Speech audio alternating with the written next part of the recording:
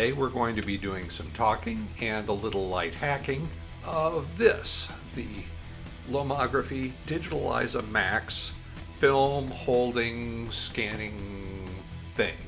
Now, you know Lomography, they're the people who revitalized film photography by persuading hipsters that it's cool and fun to take crummy pictures with crappy plastic cameras. But they've also made some useful products, and we're going to see if this is one of them. What we're going to do is talk you through the unit and do a little bit of crazy stuff that maybe might make it a little bit more useful or might ruin your entire life, so don't do it. That's my obligatory disclaimer for the lawyers in the crowd. So what do you get? Well, the basic DigitaLIZA is a holder for strips of 35mm film. The DigitaLIZA Plus also gives you a size 120 roll film holder with a built-in backlight. And if you spring for the DigitaLIZA Max, you also get a base with a column for mounting a cell phone over the whole business. The Max also includes a mask for size 127 roll film, an extra diffuser for making those 35mm panoramas that everybody was doing last year, and a 36 by 24mm mask to cut down on stray light coming in around the edges of your 35mm film.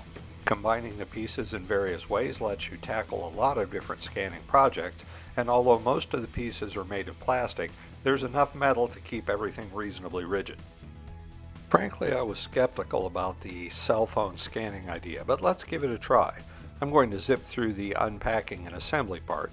Basically, you put all of the pieces together, attach your phone to the clamp, get everything sized up, and take a picture. Now, my iPhone 13 mini doesn't have macro, so I wasn't able to get a very tight crop. By the time I edited it down, I only had a 1450 by 1450 pixel image. That got me wondering, wasn't there some way I could use a real camera with this same setup? So I started hacking. I mocked up several ideas with cardboard and metal strips, but settled on a simple wooden plate that would be a platform for the camera.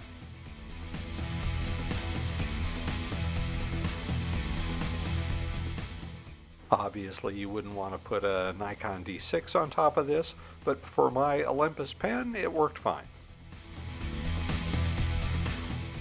As I said earlier, I was pretty pleased with the quality of the phone scan, as long as you're going to use it small. But my 36 megapixel camera scans just had a lot more detail and have a lot more usability for enlargement and prints. So is the hacked DigitaLIZA Max going to replace my super cool homemade solution that I've been using successfully for a couple of years? Well, it might. For one thing, I've got a big backlog of 120 films to scan that I haven't been able to do with my old setup, and it seems like the DigitaLIZA Max with my additional piece of wood might do a good job of that. I may also wind up using it for 35mm scanning just because it's nice to have a one-box solution. And I feel like after a little bit of additional modding, such as, for example, maybe hot gluing a 39mm filter rim to positively locate the camera, I'll have a pretty smooth, productive setup. As for you, remember, this is hacking. Absolutely no warranty, absolutely no guarantee that it will work, that it won't hurt you, that it won't burn down your house, that it won't ruin your film. So if you are a sensible, careful person, do not do this hack, okay? Otherwise, hey, it's a piece of wood with a hole in it. You might want to give it a try. That's all I have for you today, and good luck and hack safely.